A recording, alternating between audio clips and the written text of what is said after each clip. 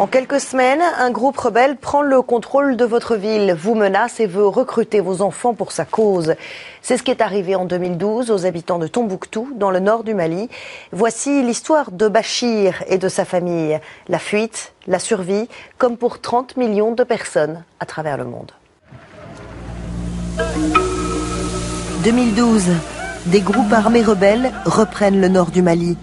Ils font de la région un État autonome soumis à une stricte loi islamique. Plus de 300 000 Maliens sont obligés de fuir vers le sud pour trouver refuge.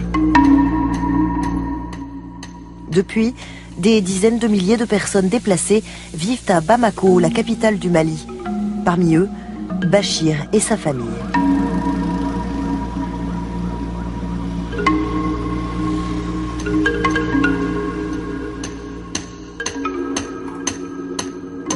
Je suis forgeron. Je suis l'air forgeron Touareg. Et grand-père et grand-père. Je suis forgeron. Forgeron pour les Touaregs. Comme mon père et mon grand-père avant moi. Ma famille s'est installée à Tombouctou en 1973. Et depuis, nous y avons toujours vécu. Ma mère et mon père sont tous les deux enterrés, là-bas. Quand je me suis marié, je suis resté avec ma femme. C'est là que j'ai grandi à Tombouctou. À partir des mois de rébellion, là, tout est coupé. Pendant les mois de rébellion, tout s'est arrêté. Les islamistes et les rebelles ont repris Tombouctou. On a eu peur. Tout le monde a eu peur. Tout le monde qui voit leur drapeau. On avait peur, tout le monde avait peur. Dès qu'on voyait leur drapeau, on savait qu'il fallait fuir. Personne n'est resté. Pourquoi les gens ont fui? Un, c'était un conflit et il y avait des combats. Et deux, ils ont imposé une interprétation fondamentaliste de l'islam dont beaucoup ne voulaient pas. Mais la principale raison pour laquelle les gens ont fui, c'est qu'ils avaient peur. Ils voulaient être hors de danger aussi vite que possible et trouver refuge chez des amis ou des proches dans le sud. Je m'appelle David Gressly. Ici, à Bamako, je suis le représentant spécial adjoint pour la mission de l'ONU, mais aussi le coordinateur humanitaire pour les Nations Unies et les ONG, ici, à Bamako. Il veut prendre les enfants, les garçons. Il veut les petits-enfants, de 12 ans. Ils voulaient prendre nos enfants, surtout les garçons. Ils veulent prendre les enfants de 12 à 15 ans pour leur laver le cerveau et enlever ce qui est dans leur tête. Ma femme a dit, on doit partir. Mais on ne savait pas où aller. Où on va faire? Il y en a 5 enfants et ma famille. Nous avons 5 enfants et ils ont besoin d'aller à l'école. Donc on n'avait pas d'autre choix que de venir à Bamako. Parce qu'ils ont des écoles pour les enfants ici. Lui, il est là-dedans. Maintenant, tous les enfants sont inscrits à l'école. Voilà comment on s'est retrouvés à Bamako. Donc je suis venu à Bamako.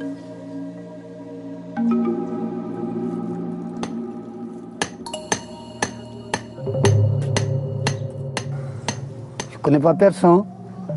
C'est mon premier... Je ne connaissais personne ici. C'était la première fois que je venais en ville. Je n'avais jamais mis les pieds à Bamako avant. Je ne connais pas la route de Bamako. Je ne connaissais pas les rues, les routes, les marchés. Je ne savais pas du tout comment faire. Parce que pour vivre à Bamako, c'est dur. La vie à Bamako est difficile. Tout est si cher. Tout est cher.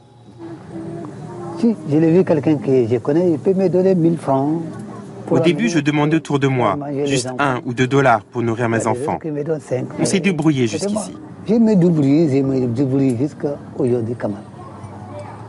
Je fais les bagues comme ça, les traits. Maintenant, je fais des bagues et des bijoux pour le marché. Pour vendre en détail. Jusqu'à un peu, j'ai trouvé un peu de clients, les trucs comme ça. J'ai quelques clients, comme ceux que j'avais à Tombouctou. Donc c'est ça que je fais, je vends ça. C'est mon travail et j'en vis. Un maigre revenu, pas assez en tout cas pour nourrir sa famille.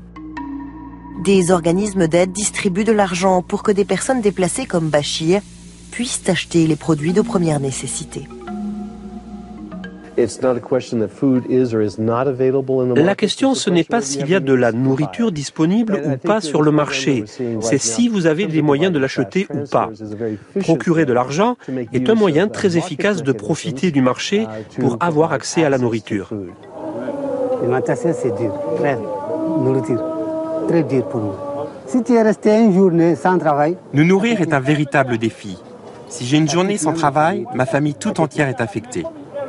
Avec l'aide, je paye la maison. Avec l'aide que l'on reçoit, je peux payer le loyer chaque mois. Il reste assez d'argent pour nourrir la famille. C'est bon. Je l'achète des riz, je l'achète des mils, je l'achète un peu de lait. J'utilise l'argent pour acheter du riz, du millet, du lait pour la famille. Ça nous permet de tenir plusieurs semaines. On veut rentrer, ouais. Parce que chez nous, c'est pas la même chose qu'ici. On aimerait rentrer chez nous à la fin. Notre vie est différente là-bas. Mon principal souci, c'est de retrouver notre maison et de tous rentrer en bonne santé. C'est tout. En santé, c'est tout.